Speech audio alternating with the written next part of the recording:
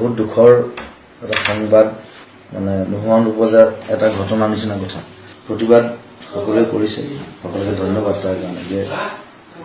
দুজন উদীয়মান প্ৰতিভাৱান ল'ৰা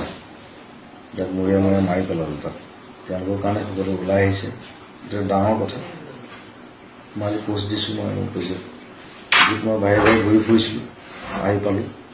আমি কাছাৰীঘাটৰ ওচৰত প্লেনেটৰিয়াম যিটো আছে অসমৰ গুৱাহাটী প্লেনেটৰিয়াম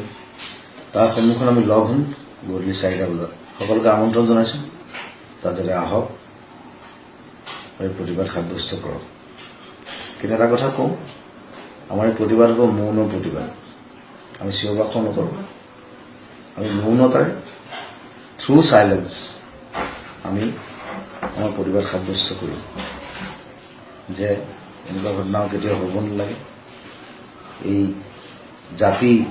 জনগোষ্ঠীৰ সংঘাত যিটো সৃষ্টি হৈছে সৃষ্টি হোৱাৰ বিপ্লৱ হৈছে তাক আমি ৰোধ কৰিব লাগিব অভিজিত আৰু লিলিত পল দুইজনৰ আত্মাৰ সদ্গতি কামনা কৰিছোঁ আৰু তেওঁলোক কোনো কাৰণ নোহোৱাকৈ মৰিলে সেইটো হ'ব নাপায় সেই বস্তুটো বন্ধ কৰিবলৈ কাৰণেহে আমাৰ এই যুদ্ধ আমাৰ এই বিপ্লৱ